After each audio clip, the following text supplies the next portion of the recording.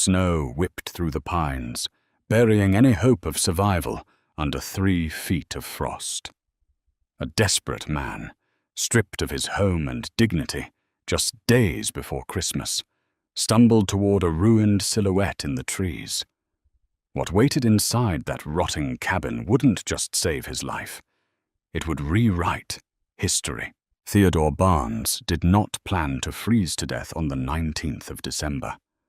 Just 3 months prior, the 42-year-old had been a respected senior coordinator at Crescent Valley Freight in Missoula, Montana. But life, Theodore had learned, possessed a brutal sense of irony. After discovering a series of glaring discrepancies in the company's international shipping manifests, he had brought his concerns to his manager, Leonard Crowley. 2 days later, Theodore was abruptly terminated for chronic insubordination. Stripped of his income, already drowning in residual medical debt from his late wife's battle with cancer, the financial freefall had been swift and merciless. His landlord, a notoriously unsympathetic man named Mr. Henderson, had finalized the eviction on a Tuesday. By Thursday, Theodore had packed his remaining life into the bed of a rusted 1998 Ford Ranger and pointed his tires toward the Bitterroot Mountains. His cousin, Samuel Hayes, managed a sprawling commercial tree farm near the Idaho border and had promised Theodore a seasonal job and a warm cot in the foreman's trailer. It was a lifeline. It was a chance to rebuild. But the Ranger's transmission finally gave out on an isolated stretch of Highway 12, grinding to a violent halt amidst a labyrinth of towering, snow-dusted pines. With no cellular service and the temperature plummeting to a lethal 0 degrees Fahrenheit, Theodore made the only choice he could. He zipped up his fraying canvas coat, pulled his woolen hat low over his ears, and began to walk. He hoped to find a ranger station or a logging outpost, but within 30 minutes, the sky bruised into a deep, aggressive violet. The wind began to howl, no longer a breeze, but a physical force, driving jagged shards of ice into his cheeks. The blizzard struck with apocalyptic suddenness. Whiteout conditions erased the highway, the tree line, and his sense of direction, the anatomy of desperation. As the hours dragged on, the cold stopped feeling like an external element and became something alive, burrowing into his bones. The progression of freezing to death is deceptively peaceful in its final stages, and Theodore was terrifyingly aware of his own failing biology. First hour. His fingers and toes transitioned from burning agony to complete, terrifying numbness. Second hour. Uncontrollable, violent shivering overtook his core, burning through the meager calories he had left. Third hour. A profound, heavy lethargy settled over his mind. The snowbanks began to look incredibly soft, like down pillows inviting him to just close his eyes for a minute. He was stumbling blindly, veering far off the asphalt and into the dense, untamed wilderness of the Lolo National Forest. Every step required a monumental effort of will. He dragged his heavy boots through snowdrifts that reached his knees, his breath forming frozen clouds that instantly crystallized on his beard. Just as his knees buckled and he prepared to surrender to the endless white expanse, a geometric anomaly broke the chaotic pattern of the forest. It was barely a shadow through the driving snow, a sharp, unnatural angle among the sloping pines. Theodore forced himself upward, fueled by a final, primal surge of adrenaline. As he pushed through a thicket of frozen rhododendrons, the structure revealed itself. It was a cabin. Decades of neglect had practically camouflaged it into the landscape. The roof sagged under a heavy blanket of snow. The timber walls were blackened by rot, and the single visible window was boarded shut with thick planks of pine. It looked as though no one had stepped foot near it since the Reagan administration. Theodore dragged himself onto the rotting porch. His clumsy, frost-bitten hands fumbled with the iron latch. It was frozen solid. Panic, sharp and suffocating, flared in his chest. He threw his shoulder against the heavy oak door. Once. Twice. On the third impact, the rusted hinges screamed in protest, the latch snapped, and Theodore tumbled forward into absolute darkness into the night in the tomb. He quickly shoved the door shut behind him, cutting off the deafening roar of the blizzard. The silence inside was immediate and heavy. The air was frigid, yet free from the wind's lethal bite. It smelled of dry rot, ancient pine needles, and the distinct, dusty odor of abandonment. As his eyes adjusted to the gloom, pale light filtering through the cracks in the boards revealed a single room. It was stark and utilitarian. A ruined mattress lay on an iron frame in the corner. A heavy oak table sat in the center. And most importantly, a pot-belly cast-iron stove stood against the far wall. Theodore wasted no time.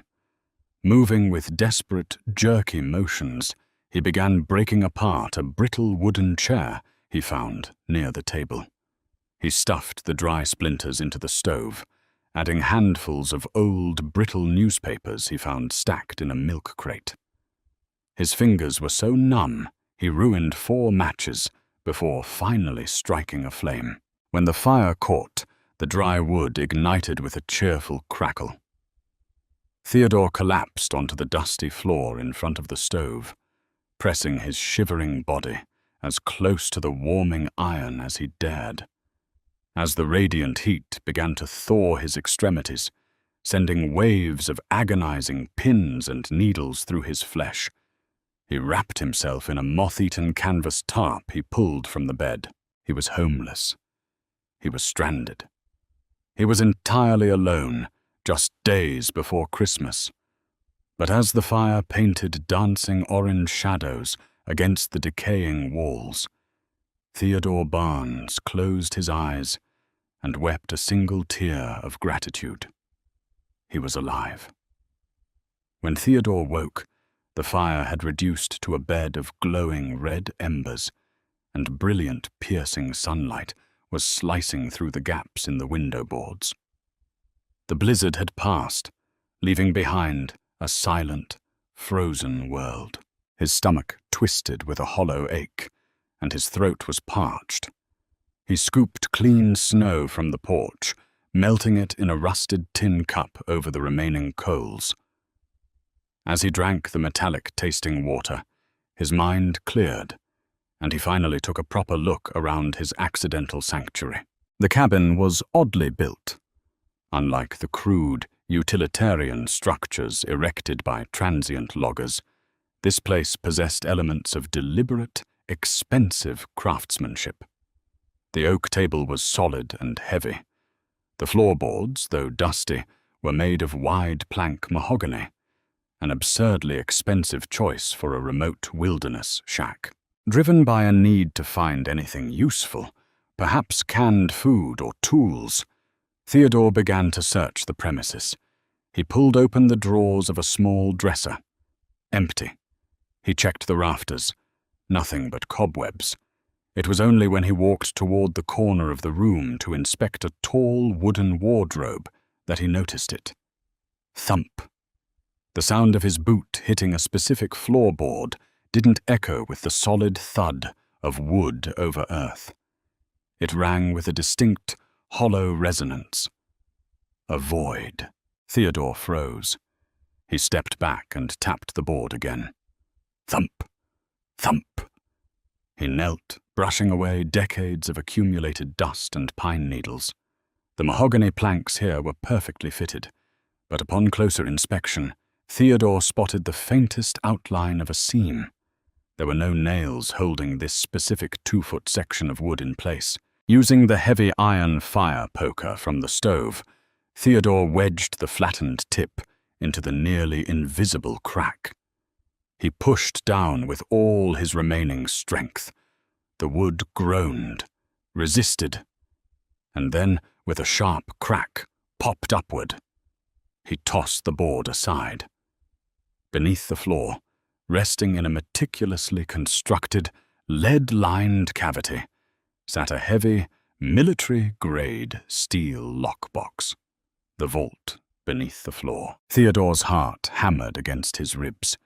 The box was immaculate, devoid of the rust that plagued the rest of the cabin, protected by the lead lining. A heavy-duty brass master lock secured the front latch. Adrenaline overpowering his exhaustion, Theodore brought the heavy fire iron down onto the brass lock. Sparks flew. The metal dented, but held. He struck it again and again, the rhythmic clanging echoing loudly in the silent cabin. On the seventh strike, the internal tumblers shattered. He pulled the ruined lock away and slowly opened the heavy steel lid. Theodore stared in absolute disbelief. He had expected old hunting gear, maybe a stash of antique silver coins, or perhaps just family heirlooms. Instead, he found a neatly organized archive of immense wealth and dangerous secrets. Inside the lockbox lay 3 vacuum-sealed bundles, packed tight with crisp, blue-tinted paper. Theodore recognized them from his early days taking finance courses. They were Series 1995 municipal bearer bonds, unregistered, untraceable, and entirely liquid. The denomination on the top note was $10,000. There were dozens of them. A tarnished brass key, heavy and ornate, stamped with the number 814 and a logo Theodore vaguely recognized, the crest of the First National Bank of Helena, an institution that had been bought out and rebranded in the early 2000s. A thick, leather-bound ledger. The cover was worn smooth from use. Theodore carefully lifted the ledger, his hands shaking. He opened to the first page. It was covered in cramped, meticulous handwriting.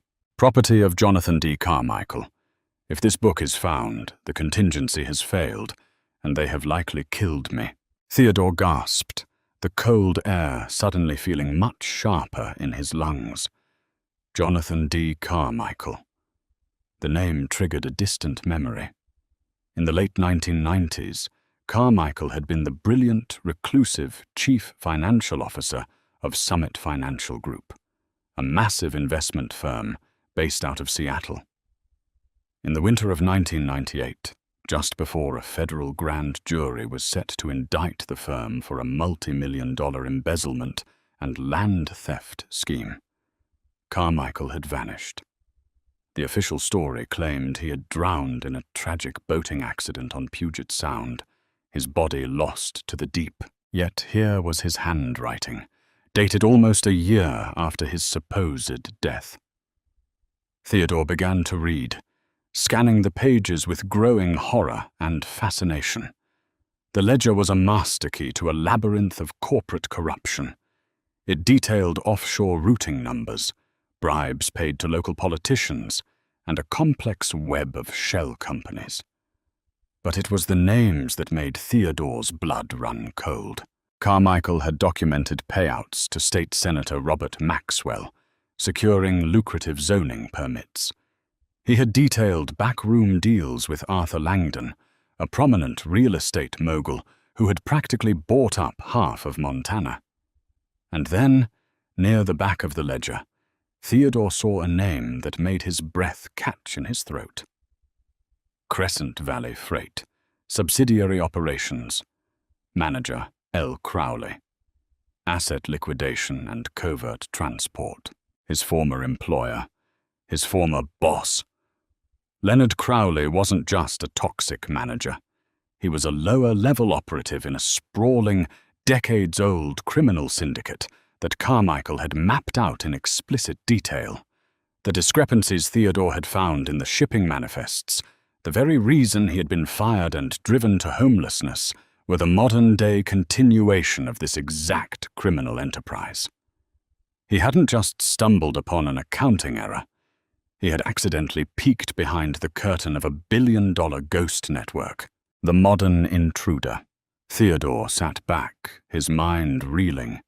The bearer bonds alone were worth enough to buy his life back 10 times over. The ledger was enough to bring down some of the most powerful men in the Pacific Northwest, bringing justice to the men who had ruined him. He was rich. He was vindicated. He reached into the back of the box to pull out the remaining bonds, but his fingers brushed against something else. Something that didn't belong. It was tucked neatly against the steel wall of the box. Theodore pulled it out and held it up to the sliver of sunlight. It was a piece of standard 8.5 by 11 printer paper. It wasn't yellowed or brittle like the pages of the ledger. It was crisp, white. Theodore unfolded it. It was an email printout. To Field Team Alpha. From Control. Date December 2nd, 2026. Subject: the Carmichael asset. Recent wire intercepts suggest the Helena deposit box was accessed by an unauthorized proxy. The primary ledger must still be at the fallback location in the Bitterroots. Coordinates attached. Retrieve the lockbox. Burn the cabin. Leave no trace. Theodore stared at the date. December 2nd, 2026. 2 weeks ago. The cabin hadn't been abandoned. The syndicate knew about it. They were looking for it. Before Theodore could fully process the reality of the paper in his hands, a sound broke the pristine, post-blizzard silence of the forest. It wasn't the wind. It wasn't the shifting of snow on the pine branches. It was the heavy, rhythmic crunch of snow tires crawling slowly up the hidden access road. Theodore scrambled to his feet, clutching the ledger to his chest. He backed away from the window just as the shadow of a large, dark SUV rolled to a halt in the clearing outside. A heavy car door slammed shut, the sound echoing like a gunshot through the frozen woods. Footsteps began to crunch through the deep snow, walking deliberately toward the front porch. The heavy, rhythmic crunch of snow boots on the wooden porch paralyzed Theodore.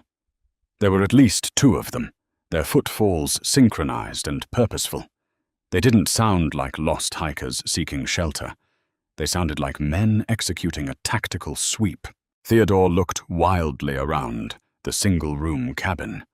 The only exit was the front door, currently blocked by the approaching men. The single window was heavily boarded, and prying the planks loose would make a deafening racket. Panic clawed at his throat, but the freezing temperatures of the past 24 hours had instilled a bizarre survivalist clarity in his mind. He looked up. Above the heavy oak table, the cabin's ceiling was open to the A-frame roof, crisscrossed by thick, rough-hewn rafters, cloaked in decades of dense spiderwebs and shadows. With seconds to spare, Theodore shoved the ledger, the email printout, and the thick stacks of bearer bonds deep into the inner pockets of his canvas coat. He grabbed the ruined padlock and the heavy fire poker, tossing them into the open cavity beneath the floor to hide the immediate evidence of his break-in. The brass doorknob began to turn. Theodore scrambled onto the heavy oak table. From there, he reached up, his freezing fingers gripping the rough edge of a massive pine rafter. He pulled with every ounce of his remaining strength, his muscles screaming in protest. Just as the cabin door swung violently inward, hitting the wall with a resounding crack, Theodore swung his legs up and rolled flat against the top of the wooden beam, disappearing into the pitch-black canopy of the roof. He held his breath, pressing his face against the dusty wood. 2 men stepped into the cabin. Even from his vantage point, 15 feet above, Theodore could feel the dangerous shift in the room's energy. They were dressed in high-end tactical winter gear, snow camouflage parkas, insulated ballistic pants, and dark goggles resting on their foreheads. The lead man, a tall, broad-shouldered enforcer with a pale, scarred jawline, immediately drew a suppressed semi-automatic pistol from his chest holster. "Fire's warm," the second man said, his voice a low, gravelly rasp. He kicked the shattered remnants of the wooden chair near the stove. "Someone was just here." The tall man didn't reply. He moved with terrifying efficiency, his weapon raised as he swept the corners of the room. His boots made soft, deliberate sounds on the mahogany floorboards. Then he stopped, right over the corner where the floorboard had been pried up. "Elias," the tall man called out, his tone deadpan. "We have a problem." Elias rushed over, looking down at the exposed, lead-lined cavity. He cursed vividly. "The Carmichael box, it's gone. How the hell did a scavenger find a hidden seam that's been sealed for 28 years? "He didn't just find it," the tall enforcer replied, kneeling to inspect the splintered wood where Theodore had used the poker. "He broke the lock, and unless he evaporated through the walls, he hasn't gone far." The tall man slowly stood up. In the silence of the cabin, the only sound was the crackle of the dying embers and the faint, terrified wheeze of Theodore's breathing. The enforcer's head tilted slightly. He was listening. Slowly, deliberately, he raised his suppressed pistol, pointing it directly upward into the dark rafters. "Come down," the man ordered, his voice echoing in the small space. "Or I start putting rounds through the ceiling until gravity does the work for you." Theodore's heart hammered against his ribs like a trapped bird. He had no weapons. He was vastly outnumbered. But as he looked down, he noticed the angle of the tall man's stance. He was standing directly beneath the heavy, iron-wrought chandelier that hung by a rusted, fraying chain in the center of the room. Theodore didn't think. He acted. Reaching out with his heavy winter boot, Theodore delivered a vicious, downward kick to the ancient iron hook securing the chandelier to the rafter. With a metallic screech that tore through the cabin, the heavy iron fixture snapped free. It plummeted downward, carrying 40 pounds of rusted metal directly onto the tall enforcer. The man shouted in surprise as the iron crashed into his shoulder, sending his pistol clattering across the mahogany floorboards. "Hey!" Elias yelled, diving out of the way. Theodore didn't wait to see the aftermath. He dropped from the rafter, landing hard on the mattress in the corner of the room. The rusted bed frame collapsed under his weight with a deafening crunch. He scrambled to his feet, a burst of pure adrenaline masking the pain in his knees, and threw his entire body weight against the heavy oak door. He burst out into the blinding white of the afternoon sun, the freezing air hitting his lungs like shattered glass. Behind him, Elias fired. Thwip! Thwip! 2 suppressed rounds tore through the wooden doorframe, one of them close enough to slice a clean line through the fabric of Theodore's coat sleeve. Theodore dove off the porch and rolled into the deep snow. The enforcer's black SUV was idling in the clearing, exhaust billowing into the frigid air. Theodore knew he couldn't outrun a bullet, nor could he survive another night in the wilderness. He needed to cripple their pursuit. As he scrambled past the rear of the SUV, he noticed the vehicle's heavy-duty snow chains strapped to the tires. Acting on pure instinct, Theodore grabbed the loose end of the chain on the rear passenger tire and wrapped it violently around the vehicle's rear axle, looping it through the suspension coil and hooking it tight. It took exactly 3 seconds. "Get him!" Elias screamed from the porch. Theodore bolted into the dense, snow-laden tree line just as Elias rounded the vehicle. Bullets kicked up geysers of snow at Theodore's heels, but the thick trunks of the ancient pines provided heavy cover. He heard the enforcers pile into the SUV, heard the engine roar as they threw it into gear to give chase. And then he heard the glorious, violent sound of catastrophic mechanical failure. As the SUV accelerated, the improvised chain lock violently seized the rear axle. The tension ripped the suspension coil from its mount, shredding the tire and tearing the drive shaft loose with a deafening metallic crunch.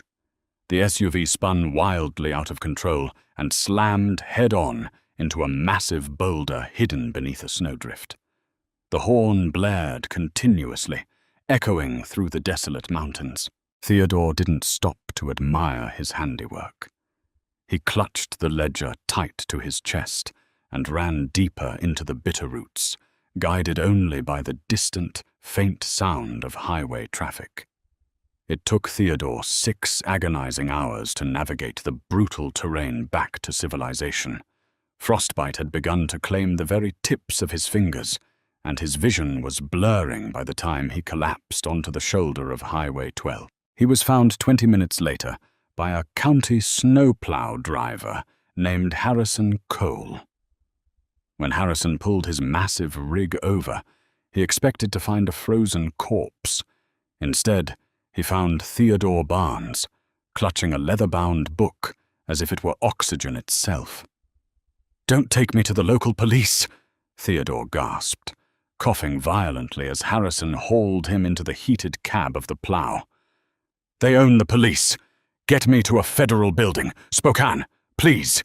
Harrison, a veteran who possessed a healthy distrust of local bureaucracy, took one look at the bullet hole in Theodore's sleeve and nodded. He turned the plow around and drove 3 hours straight across the Washington border, directly to the FBI field office in Spokane. The ensuing 48 hours were a blur of intense interrogations, medical examinations, and federal protective custody. Theodore was placed in a secure hotel room, guarded by 2 armed agents, while he surrendered the ledger, the email, and the bearer bonds to Special Agent Bradley Whitmore, a seasoned financial crimes investigator who looked at the Carmichael ledger like it was the Holy Grail. "I've been hunting the Summit Financial Ghost Network for 15 years, Whitmore told Theodore, sitting across from him in the safe house. "Carmichael was their architect. When he vanished in '98, all the money vanished with him. We always assumed he was dead, taking the secrets to the bottom of the ocean." "He was," Theodore said, sipping hot coffee, the feeling finally returning to his hands. "But he built a dead man's switch, a contingency plan. That cabin was his insurance policy. And you found it," Whitmore smiled grimly. "Mr. Barnes, the information in this ledger doesn't just implicate Crescent Valley Freight. It maps out a $50 million money laundering pipeline that funnels straight to State Senator Robert Maxwell and real estate mogul Arthur Langdon, and your former boss, Leonard Crowley. He's the current logistics director for the entire Northwest operation." "Take them down," Theodore said, his voice quiet but hardened by the ice he had survived. "All of them." 2 days before Christmas, the federal hammer fell. It was a synchronized multi-state raid. In Missoula, FBI tactical teams breached the doors of Crescent Valley Freight before sunrise. Leonard Crowley was arrested in his pajamas, his arrogant sneer vanishing as federal agents tore apart his office, seizing hard drives that perfectly matched the accounts listed in Carmichael's ancient ledger. In Helena, Senator Maxwell was escorted out of a holiday charity gala in handcuffs, the news cameras capturing his stunning fall from grace. Arthur Langdon's assets were frozen globally within the hour. The syndicate, which had operated in the shadows for nearly 3 decades, was entirely dismantled in a single morning. The enforcers from the woods, Elias and the tall man, were apprehended at a rural clinic trying to treat a severely dislocated shoulder, sealing the federal conspiracy charges. As for Theodore Barnes, the government didn't just offer him a simple "thank you." Because the bearer bonds were unregistered and technically recovered as abandoned criminal assets, Theodore's legal counsel negotiated a substantial whistleblower bounty under the Federal Asset Forfeiture Program. He was awarded a percentage of the recovered funds, a sum that comfortably eclipsed $3 million.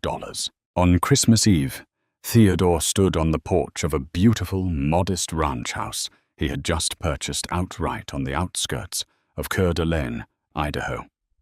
The medical debt that had haunted him since his wife's passing was paid in full. His cousin, Samuel Hayes, who had come to celebrate the holiday, was inside tending to a massive prime rib roasting in the oven. Theodore leaned against the wooden railing, holding a mug of hot cider, and looked out over the snow-covered pines in his backyard. The winter wind howled through the trees, a sound that just days ago had promised him a slow, agonizing death. Now it sounded like a symphony. He had lost everything: his job, his home, his dignity. He had been pushed to the absolute edge of human endurance, left to freeze in the forgotten corners of the world. But the wilderness hadn't claimed him. Instead, it had handed him a weapon. Theodore Barnes took a deep breath of the crisp, pine-scented air. He wasn't just surviving anymore. He was alive. And for the first time in a very long time, he was looking forward to the new year. Theodore's journey from a freezing, homeless outcast to the man who dismantled a billionaire syndicate proves that the greatest gifts aren't under a tree. They are the second chances we fight for. What would you have done with the ledger and the millions in bonds? Let us know in the comments below. If you loved this incredible tale of survival and justice, please like, share, and subscribe to the channel.